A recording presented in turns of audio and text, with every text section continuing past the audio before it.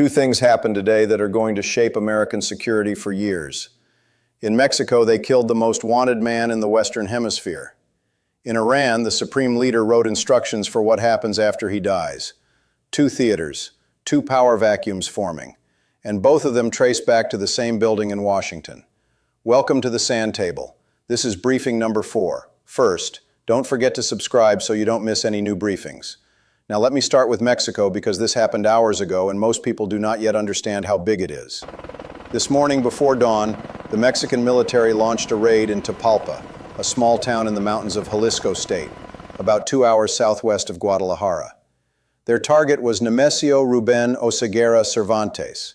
Most people know him as El Mencho. He was the leader of the Jalisco New Generation Cartel, known as CJNG. As of this morning, he is dead. During the operation, cartel gunmen opened fire on the military. 4 were killed at the scene. El Mencho and 2 others were wounded and died while being airlifted to Mexico City. Mexican forces seized armored vehicles, weapons, and rocket launchers capable of shooting down aircraft. If you do not know who El Mencho was, let me explain why this is the biggest cartel takedown in modern Mexican history. El Mencho was a former police officer from Jalisco. He spent time in a U.S. federal prison in the early 90s on drug charges. After his release, he was deported to Mexico, joined a local cartel, and over the next 2 decades built what the DEA considers one of the most powerful criminal organizations on the planet. The Jalisco New Generation Cartel operates in every single U.S. state, not some, all 50. It is one of the 2 primary sources of fentanyl flowing into this country. The other is the Sinaloa cartel, which has already been decapitated with the captures of El Chapo and El Mayo Zambada. The U.S. State Department had a $15 million bounty on El Mencho's head. Last year, the Trump administration designated CJNG as a foreign terrorist organization. That is the same legal designation used for ISIS and al-Qaeda. The significance of that designation is that it opens the door to military tools, not just law enforcement. This was not a DEA arrest. This was a military operation. Now here is what happened after. Within hours of El Mencho's death, cartel members unleashed chaos across at least 6 Mexican states. They torched buses and blocked highways in Jalisco, Michoacán, Guanajuato, Tamaulipas, Guerrero, and Nuevo León. Videos from Guadalajara show plumes of black smoke rising over the city. In Puerto Vallarta, the tourist resort, people were running through the airport in panic. Air Canada suspended all flights. Delta, American Airlines, and Alaska Airlines diverted or canceled flights to Guadalajara and Puerto Vallarta. Schools in the entire state of Jalisco are canceled for tomorrow. Liga MX soccer matches were postponed. The U.S. Embassy issued a shelter-in-place warning for American citizens in 5 Mexican states. Let me repeat that. The United States government is telling its own citizens to shelter in place inside a country that borders us because a single man's death caused an entire region to erupt in violence. That is the power these organizations hold. Now, every analyst who covers the cartel space is asking the same question. What happens next? And here is where I want you to think carefully because history has a very clear answer. Mexico has tried the kingpin strategy before. They captured or killed the heads of nearly every major cartel over the last 20 years.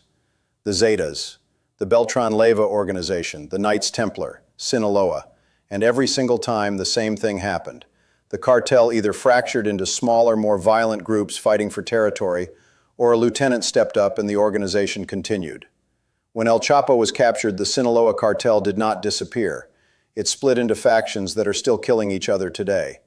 When the Mexican government went after the Zetas' leadership, the organization shattered into dozens of local gangs that became even harder to track and even more brutal. The question with CJNG is which pattern it follows. El Mencho ran the organization with an iron grip. His son, known as El Menchito, was extradited to the United States and is in federal custody. His daughter was arrested in 2023. The family structure that held the cartel together is broken. But the infrastructure, the smuggling routes, the lab networks, the corrupted officials, the billions of dollars, all of that still exists. It does not disappear because one man dies. And the violence we are seeing today, the burning buses, the blocked highways, the airport evacuations, that is the cartel demonstrating that it can still project force even without its leader. For the Trump administration, this is a double-edged result. On one hand, the killing validates the terrorist designation and the pressure on Mexico to act. Deputy Secretary of State Christopher Landau called it a great development. On the other hand, the immediate explosion of violence across half a dozen states is exactly what critics of the kingpin strategy have warned about for decades. You cut the head off and the body thrashes. The next 72 hours in Mexico will tell us whether CJNG holds together under new leadership or fractures into a civil war. Either way, the fentanyl supply chain does not stop. The labs are still running, the precursor chemicals are still flowing from China, and the border is still there. Now let me shift to the other theater. Because while Mexico was on fire today, the New York Times dropped a story about Iran that changes how you understand everything that is happening there. The Times published an investigation today based on interviews with 6 senior Iranian officials, 3 members of the Revolutionary Guard, and 2 former diplomats. Here is what it says. Ayatollah Ali Khamenei, the 86-year-old supreme leader of Iran, has put together a detailed plan for his own assassination. He has named 3 secret successors. He has ordered every military commander and senior official to designate up to 4 layers of replacements. 4. Not 1 backup. 4. That is a system built to survive a decapitation strike that kills the entire leadership simultaneously. And Khamenei has physically moved to a bunker. But the most important part of this story is not the succession plan. It is the man who now actually runs Iran. His name is Ali Larijani. Larijani is 67, former Revolutionary Guard commander, Speaker of Parliament for 12 years, nuclear negotiator, from one of the most powerful clerical families in the country. In January, during the protests, Khamenei expanded Larijani's role to something unprecedented. He now controls the protest crackdown, the nuclear negotiations with Washington, and the war planning simultaneously. One unelected man running internal security, diplomacy, and military preparation. That is not a government. That is a war cabinet of one. Iran has an elected president named Masoud Pezeshkian. According to the Times, he has been completely sidelined. When Pezeshkian tried to restore the internet during the protests, he was told to ask Larijani for permission. When America's envoy called Iran's foreign minister, the president was told to get Larijani's approval before responding. The elected president of Iran cannot answer a phone call without permission from an unelected security chief. That tells you everything about who is in charge. Meanwhile, the protests are not stopping, they are growing. Yesterday, I told you students clashed with besieged paramilitaries at multiple universities. That was day 1. Today was day 2. At Amir Kabir University, the besieged tried to storm the Faculty of Engineering building. They broke windows. Students fought back. At Sharif University, students raised the pre-Islamic Revolution lion and sun flag on campus. That is the flag of the monarchy overthrown in 1979. Flying it is one of the most radical acts of defiance possible.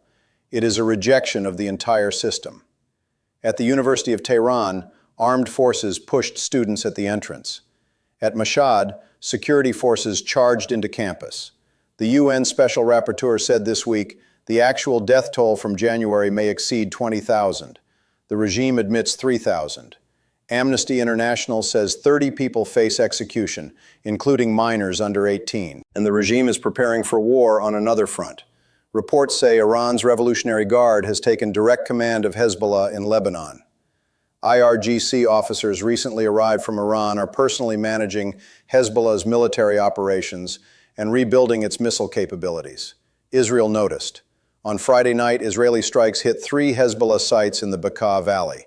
12 killed, 50 wounded, including a senior commander. IRGC officers were reportedly meeting at the missile site that was bombed. Israel's message is clear. If Hezbollah enters the fight when the U.S. strikes Iran, Israel will hit them first, preemptively and hard. Where does the timeline stand?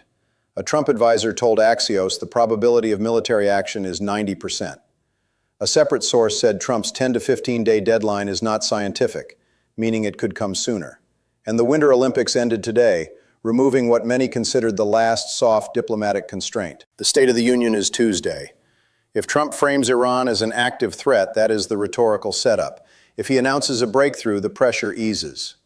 Every analyst considers that speech the clearest signal before action. 7 days into the decision window. Iran's leader is in a bunker writing his will. Mexico's most powerful cartel boss is in a body bag. And somewhere between the two, in the Oval Office, a decision is being made. I will be back tomorrow with Briefing 5, because Tuesday changes everything. Don't forget to like, subscribe, and comment. I will see you at the next briefing.